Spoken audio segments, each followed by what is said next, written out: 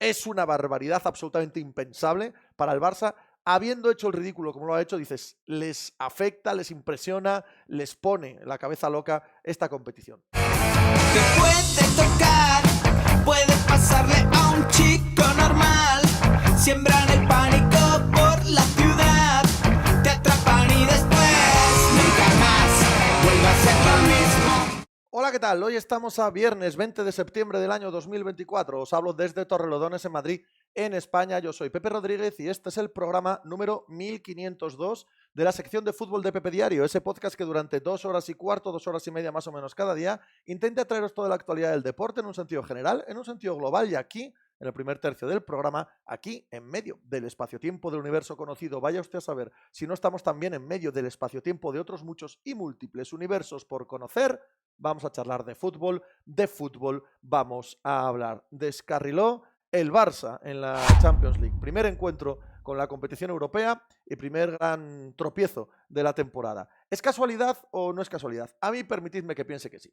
Permitidme que piense que sí. Ni me parece el Mónaco un equipo especialmente superior a, digamos, el Athletic Club de Bilbao, que ya ha sido vencido por el Barça en la Liga.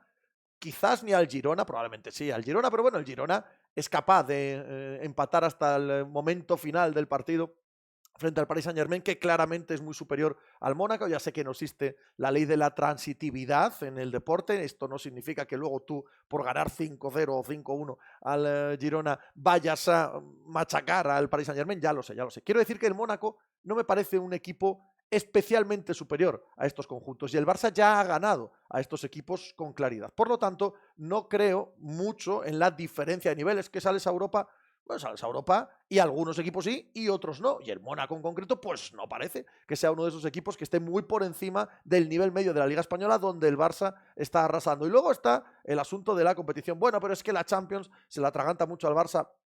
El año pasado el Barça juega cuartos de final, lo elimina el Paris Saint-Germain, en unas circunstancias análogas a las de ayer, si no análogas al menos con un hecho diferencial absoluto en el partido, como es quedarse con 10, te quedas con 10 al principio y te elimina el Paris Saint-Germain, te quedas con 10 ayer y palmas con el Mónaco. Y dices, es esta competición, ¿no? Porque son tantos años en los que en Europa el Barça ha hecho el ridículo, porque para una entidad del tamaño del Barça es el ridículo muchas de las eliminatorias que ha sufrido y sobre todo quedarse fuera de la fase de grupos en 2 años consecutivos, que es una barbaridad absolutamente impensable para el Barça. Habiendo hecho el ridículo como lo ha hecho, dices, les afecta, les impresiona, les pone la cabeza loca esta competición. Puede que sí, puede que no. Yo tiendo más a pensar que cada uno de los jugadores en el momento concreto en el que pasa el partido y lo que está viviendo el club o la plantilla en concreto en esta temporada tiene mucho más peso y mucha más relevancia que lo que pudo pasar hace 3 años. 1000 veces más, ¿vale? Así que mi explicación de por qué el Barça ha descarrilado frente al Mónaco es porque ningún equipo gana todos los partidos, porque el buen inicio en la Liga también ha tenido sus matices, ¿no? Hasta que Dani Olmo aparece en la segunda mitad en Vallecas, habían sido dominados, por ejemplo, por el Rayo Vallecano en la primera mitad, por ejemplo, por el Valencia en la primera jornada, en la primera mitad también, y que no es un equipo, huelga decirlo, perfecto. Aparte de eso, sí, sales a jugar a Europa, hay un aroma de importancia superlativa del partido, no para el Barça, pero probablemente sí para el Mónaco, y lo dicho, te pones con 10 en los primeros minutos del partido. Y eso sí creo que es achacable a esta plantilla y a esta era del Barça.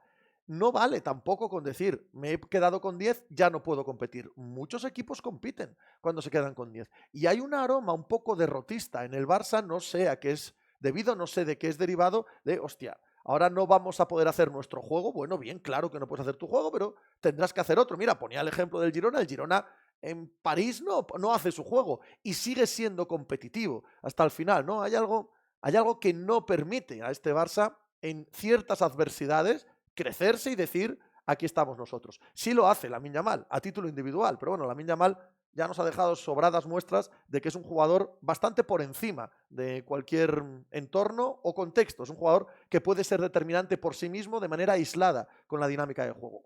Pero el Barça ayer juega muy mal, en mi opinión, claro.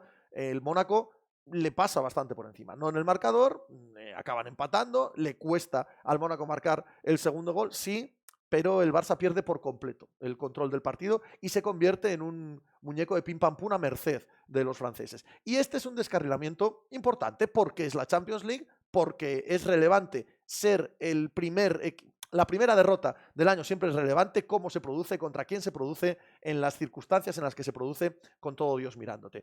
Es importante, sí, sí que lo es. Puede uno achacarlo, ya digo, a la expulsión, a las infinitas lesiones, a la cantidad increíble de canteranos con los que el Barça llegó a este partido. En el hecho de que el expulsado es Eric García, por supuesto, la culpa básicamente es de Ter Stegen, porque le da un pase horrible que roba el Mónaco, y Eric García se ve obligado, entre comillas, porque tenía opciones, pero bueno, se ve obligado a hacer falta y tarjeta roja.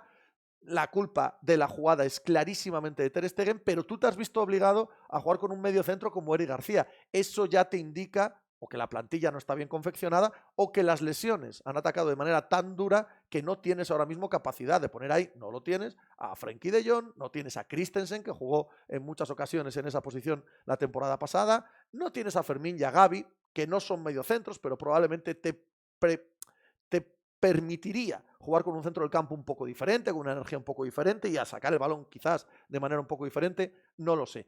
Te indica esta expulsión esos dos fallos del Barça. Uno, que no parece adecuarse a las circunstancias de los partidos con sencillez, y dos, que te ves obligado a poner a jugadores que quizás no den el nivel o quizás no sean los más indicados para esa posición, y que eso te lleva a una serie de errores que te pueden costar partidos. Y que te cueste partidos en Champions League es relevante, es importante, no se puede pasar por encima de eso con ligereza. No obstante, el calendario del Barça es francamente bueno, tiene el rival más difícil en casa, que es el Bayern de Múnich, y el resto, viajar a Dortmund y poco más en cuanto a el calendario que tiene el Barça en esta Champions League. Por supuesto, si vas dejándote este tipo de puntos fuera de casa, que creo que es entendible que te puedas dejar puntos fuera de casa en la Champions y que lo va a hacer todo el mundo, ya lo ha hecho, por ejemplo, y ese lo hizo en casa el Manchester City en esta misma jornada y alguno de los buenos equipos que van a estar arriba, pero vaya, luego para quedar entre los 8 primeros aún tienes margen suficiente, porque lo conseguirás con unos 16 puntos, margen suficiente viendo el calendario y viendo que solo has perdido un partido fuera de casa, que ya digo, no creo que vaya a ser algo especialmente punitivo en esta Champions, ya lo veremos. Lo que sí es punitivo es perder puntos en casa, sobre todo con rivales de tu nivel. Algo que le pudo pasar al Atlético de Madrid ayer frente al Leipzig y que no ocurrió. Porque el Atlético de Madrid hizo un soberbio partido de fútbol. Soberbio partido de Champions League. Soberbio. Todo lo que puso encima del campo, toda la manera de dominar el partido, salvo probablemente las transiciones defensivas, que es algo que te puede pasar cuando juntas a Coque y a De Paul en el centro del campo. Les pasan como aviones cuando tienen que recular y no son buenos en eso, juntos mucho menos, y hace que, sin la presencia de Barrios o de Conor Gallagher, pues el primer gol es obvio, ¿no?, que proviene de ahí. Pero a partir de eso, y a partir de esos defectos que claro que tiene la plantilla del Atlético de Madrid, lo que vimos es un Antoine Griezmann descomunal, capaz de dirigir el juego durante todo el partido a pesar de que físicamente pues ya no está en su época cima, en su época prime. Vimos a un gran Marcos Llorente, vimos a un Correa maravilloso, vimos a un equipo asentado en la defensa mientras Jiménez y Lenormand puedan jugar todos los partidos, y ya veremos si eso va a seguir siendo así. Lenormand de momento ha jugado todo lo que ha podido jugar con el Atlético de Madrid, y Jiménez, mientras no se lesione, es claramente el mejor central de esta plantilla. Por ahí se empieza a construir un gran Atlético de Madrid. Si encima, ya digo, tienes a un Griezmann en estado de gracia, eres capaz de someter al Leipzig, de crear ocasiones, y es verdad que solo ganas con un gol en el 89, sí, pero has sido acreedor de un montón de posibilidades de poner este partido de tu lado, y eso en Europa, ante un rival de la Bundesliga, que todos los rivales de la Bundesliga son muy difíciles, es para llevarte un soberbio aplauso de tu afición. Y ya digo, es que era importante, es que empiezas regalando, entre comillas, 2 puntos en el Metropolitano, y pensar en meterte entre los 8 primeros ya se vuelve más complejo, que hay mucha igualdad, que hay muchísimos equipos aspirando a esas 8 plazas, y no puedes dejar pasar circunstancias como los partidos de casa y rivales de tu entidad. Otra cosa es que luego, pues, chico, con rivales que son superiores a ti, pues ¿qué le vas a hacer? Y si juegas fuera de casa, pues sí, pues vas a tener empates, vas a tener alguna derrota, seguro.